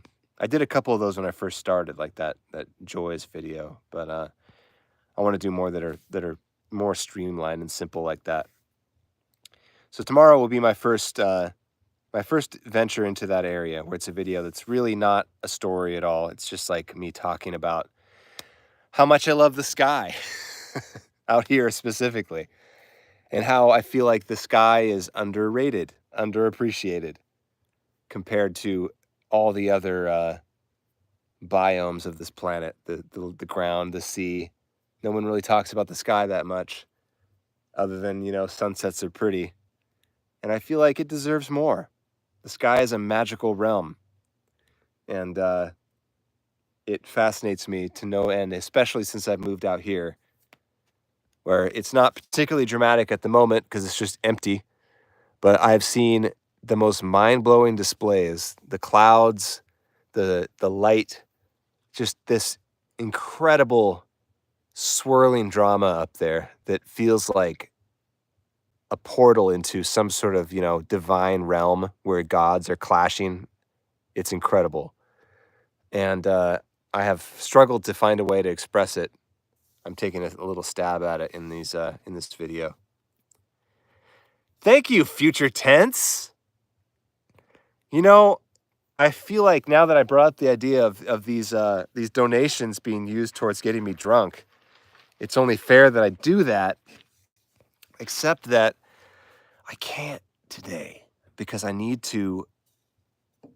I'm in the middle. I'm almost finished with this video. I have another instrument to record, and I cannot do that drunk or hungover.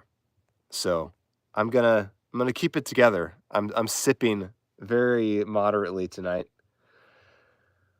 Also, it's like it's not that fun to drink when the people you're talking to aren't drinking, you know? If I'm gonna get ever really drunk on this stream, I'm gonna need to know that you're all drinking too.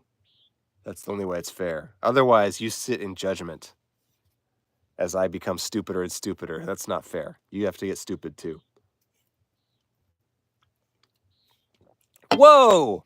Jesse is in the chat.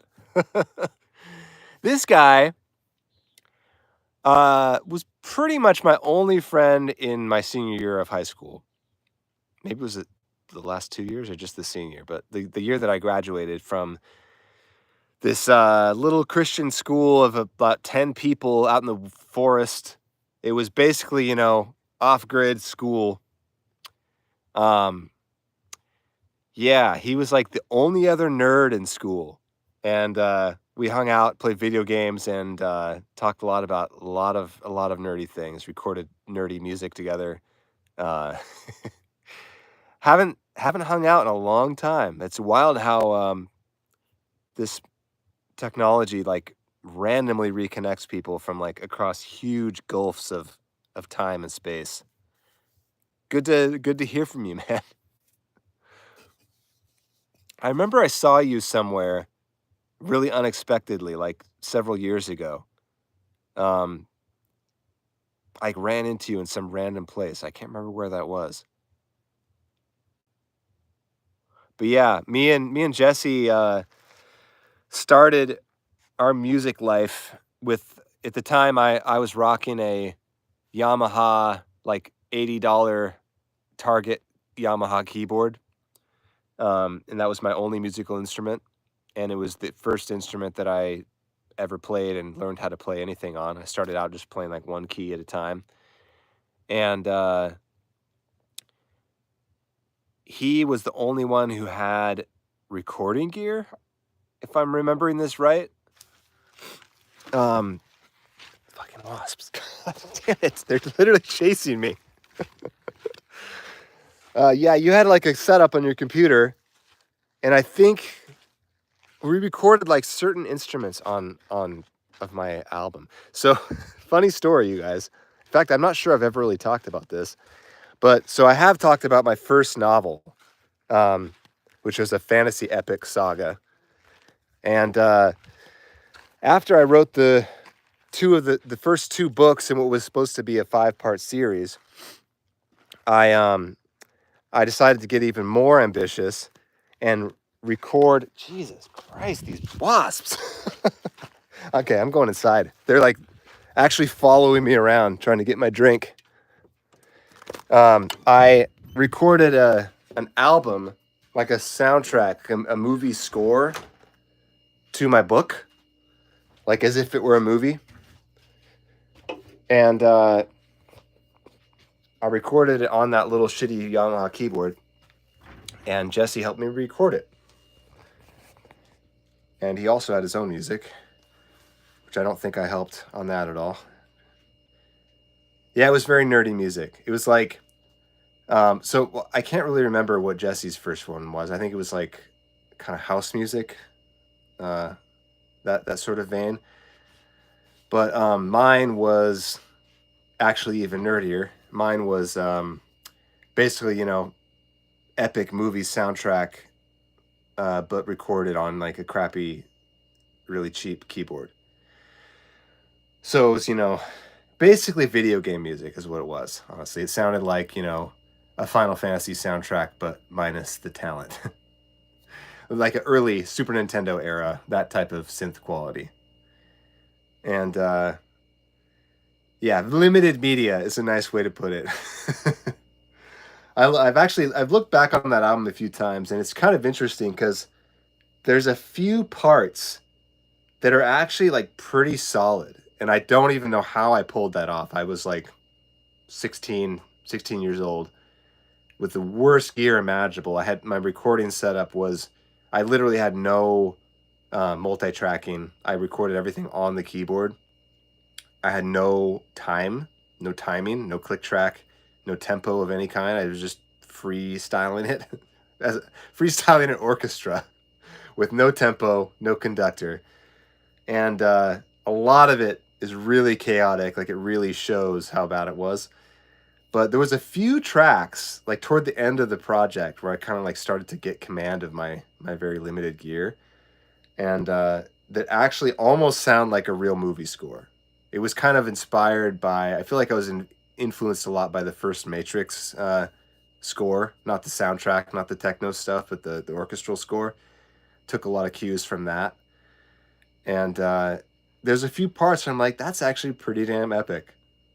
You almost can't tell that it's a crappy keyboard.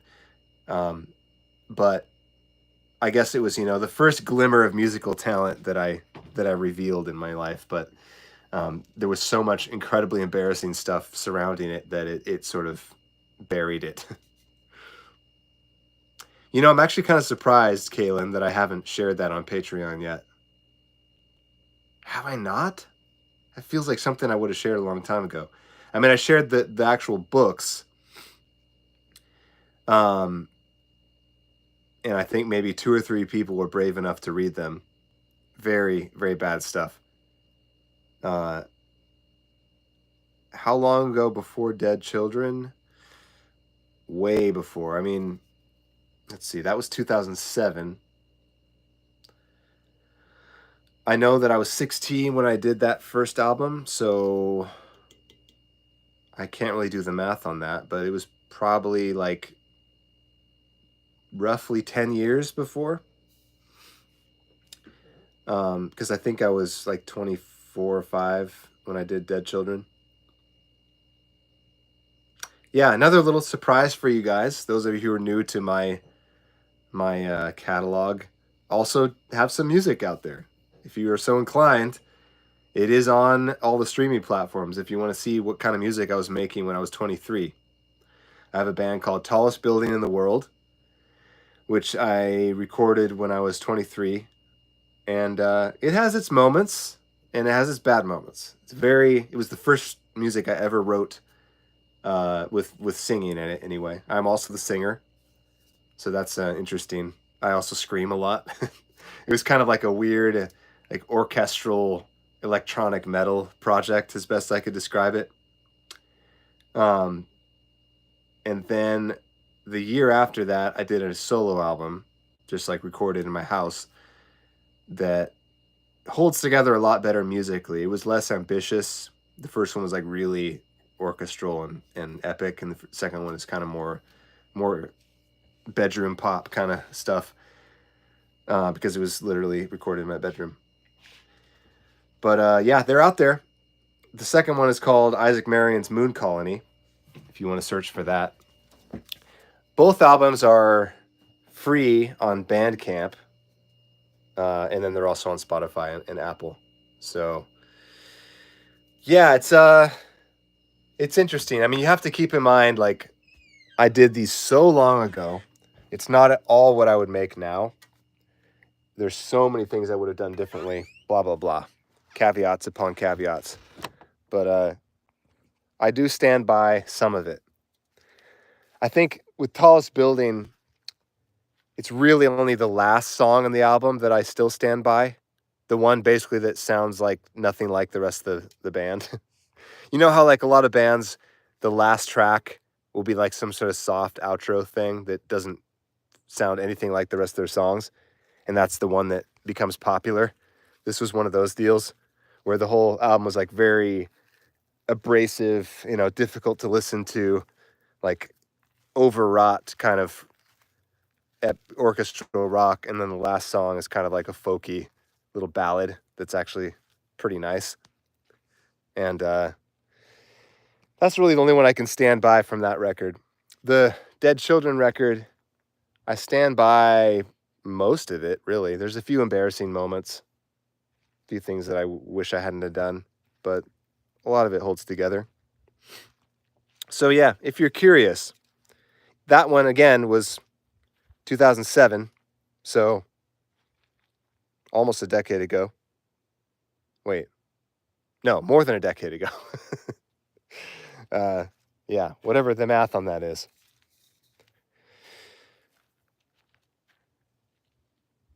Man, these wasps. Holy shit, that's a big one. God, they really ruin a good time.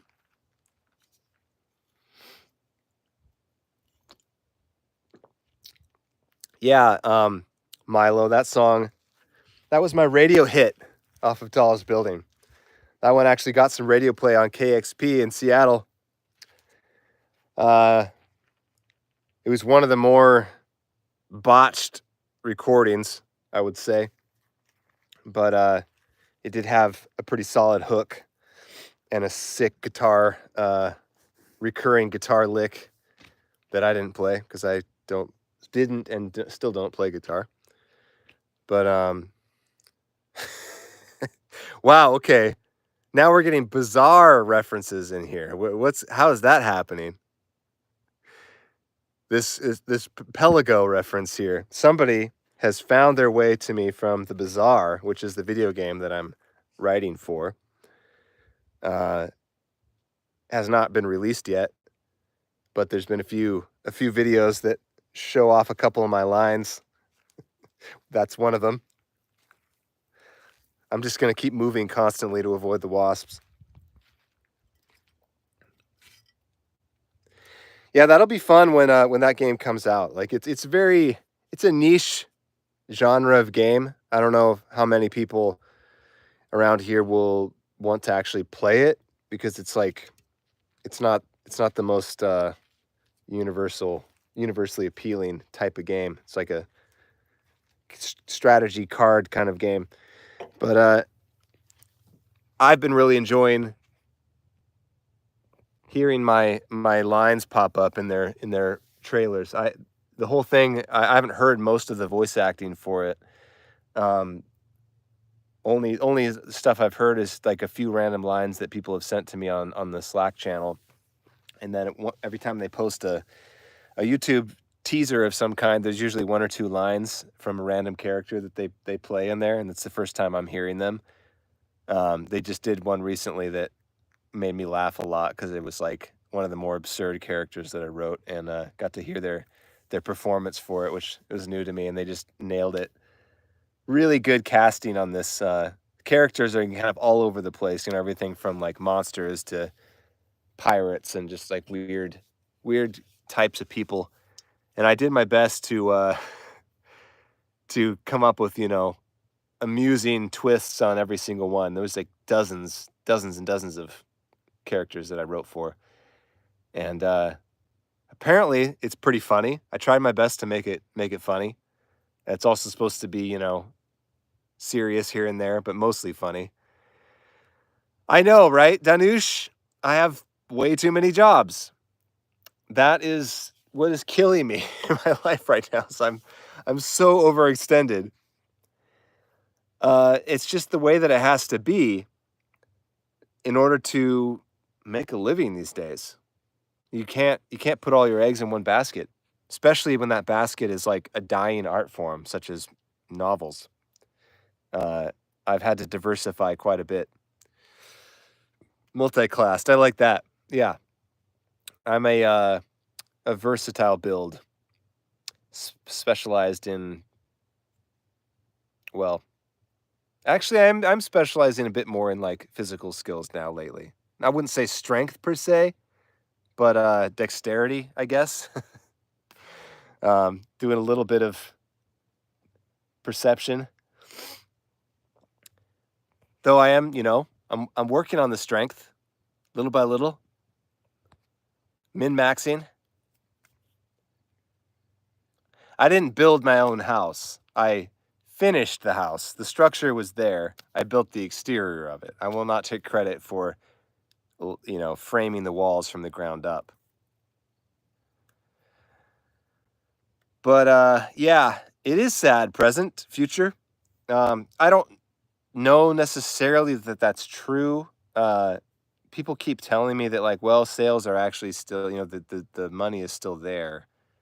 But my experience has been, from my own experience and my agent's experience in the industry, is just that it's in bad shape.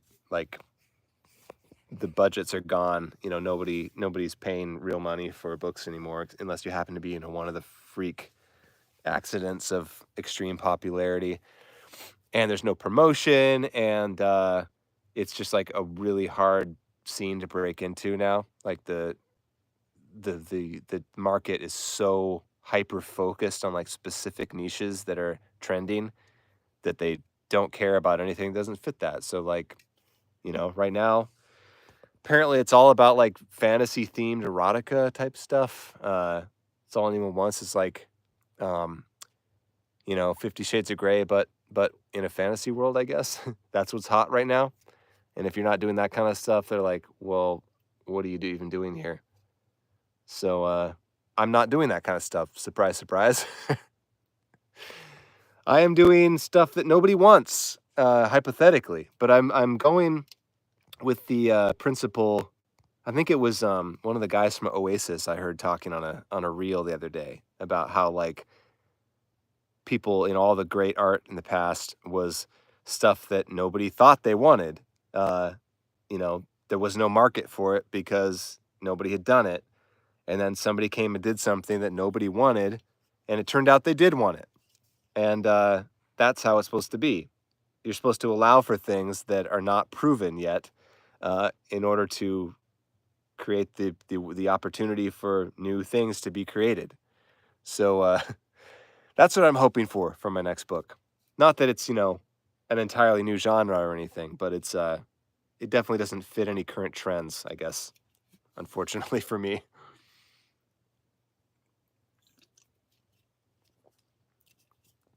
People keep telling me to write smut. I've had a weird amount of people tell me that I should do that. And to the point where I've been tempted to do it as a pseudonym.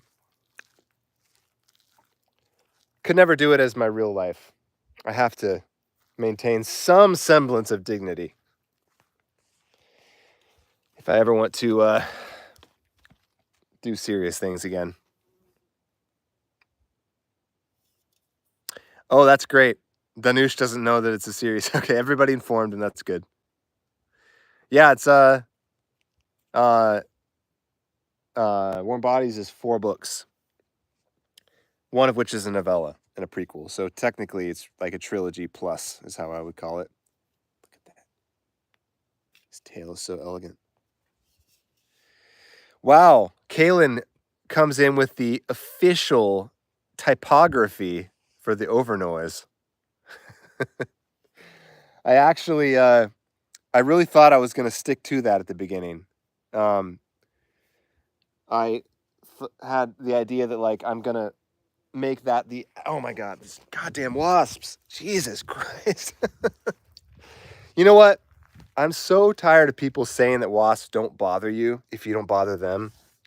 I swear to God, every social media post about wasps has a bunch of people in the comments bloviating about how, like, well, if you're not hostile toward them, they'll leave you alone. You just have to, like, ignore them and they'll move on their way.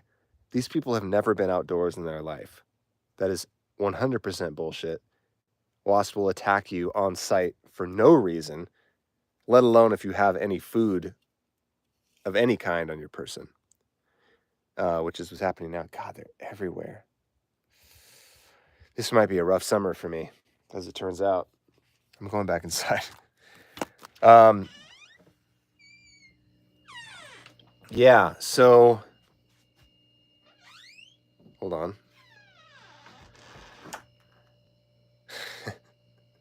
Yeah, there's probably a bit of sugar on the beard that's attracting them. Hopefully this air conditioner isn't so loud that you can't hear me anymore, but I need to get some cool in here. Somebody asked me, so how's Overnoise doing? That's a very good question.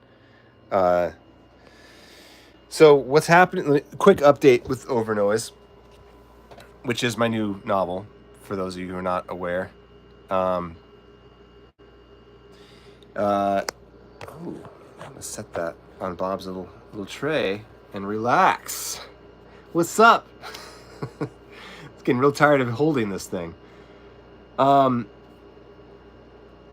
So the current status of the Overnoise is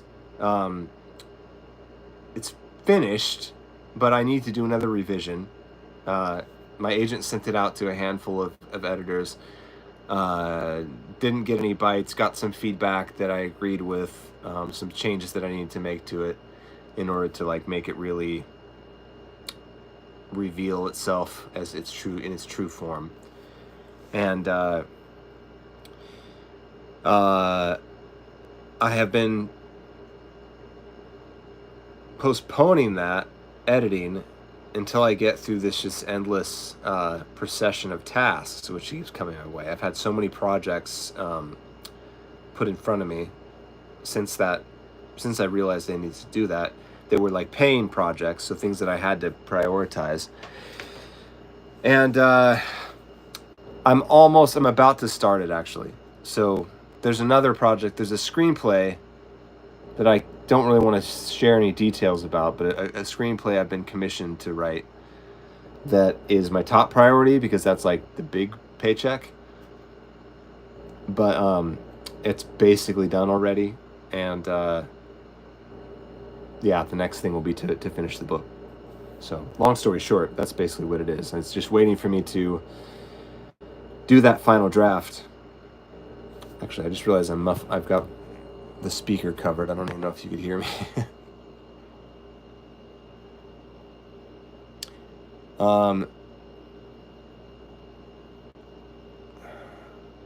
Yeah, so to sum that up, I'm actually very close to finishing that now. It's for the first time in a while, I have kind of my runway is cleared. I have a lot of stuff that I thought I was going to be doing that I don't have to do anymore, which means that I'm just about ready to tackle that revision, which should only take, a couple weeks probably. And then it'll go back on the market and hopefully actually come out. And maybe this screenplay situation will help with that. So that's that story. To wrap all that up, before I change topics, but holy shit, McCoy Marcos, thank you so much. I'm hitting all the icons on this, whatever these do. What? It's a donation in a currency that I don't recognize. Is that pesos? I don't know. I'm just going to pretend it's dollars. Because if it's dollars, that's a really generous donation. It's weird that they give it to me in other currencies. Like, I don't know what that means. But thank you. Whatever that amount is, I really appreciate it. Okay. So pesos, I don't know what that means in dollars. But really, it doesn't matter. It's the thought that counts. I appreciate it. From Philippines, huh? I have a weirdly large amount of followers from the Philippines. People keep popping up in here representing the Philippines. I've never been there. Oh no, my book is published there. Pretty sure there is a Tagalog translation. I think. It was one of those ones that didn't have a separate cover, so I'm not totally sure. But yeah, the lady I was dating for the last year or so was from the Philippines too. So I was like, I thought I was going to be going there soon with a guide, but now I'm on my own.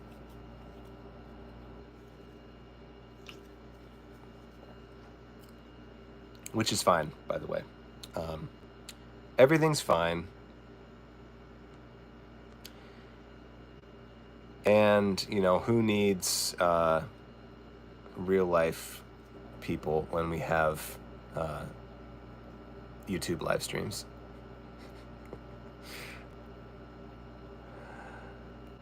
I say that as a joke, but I'm like almost serious. Yeah. Traveling solo is fun. Like, there's nothing like going to a foreign country either with someone or to meet someone who is from there. That is a great experience. I've only done that a couple times. Actually, never mind. Scratch that. Many of the countries I've been to, I did have a contact there, which helps so much.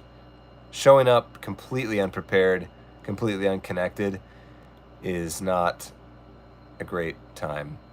That was my experience in Iceland. Actually, even there, I did have a contact, someone I never talked to, but a friend of a friend. With online activity, it's so easy now to just like get, reach out to foreign countries and be like, hey, anybody from here want to talk to me when I show up? So that is a perk of this platform. Well, guys, let's see.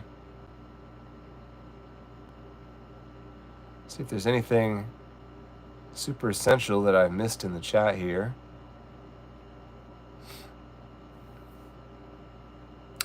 Oh yeah, somebody mentioned the usernames in print. That's another little thing about the overnoise. Maybe somebody said this somewhere already. But a ton of you are in the book.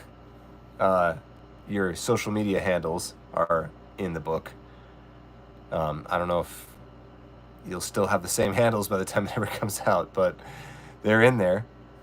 And also, a lot of you will have your actual names in there because anybody who's been a patron for more than a year, or for a year continuously at least, has their name in the book. So that'll be quite a few of you. That'll be fun.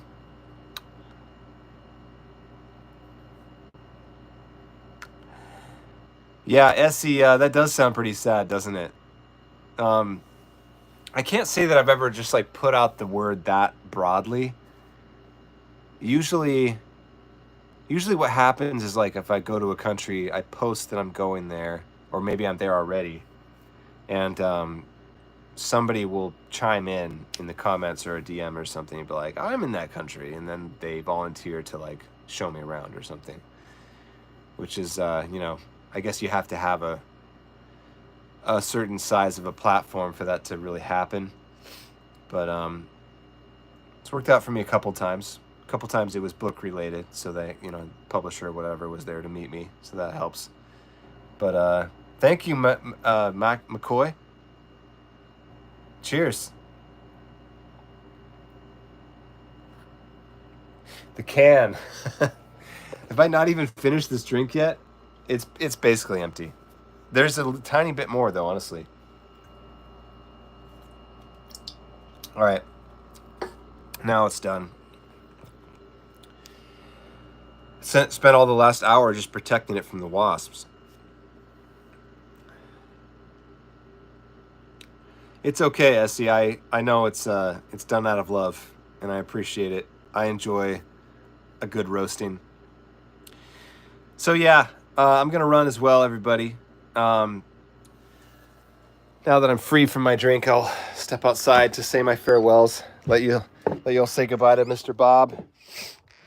It's been fun hanging with you on this Saturday night. I hope you all have exciting plans. This is my plan. Actually, my next step on this evening is to go back inside and record a little more instruments on my song for the video tomorrow. So Bob says goodnight. I say goodnight. Thank you, everyone, for the gifts. Really appreciate that. I will talk to you next week. Marion out.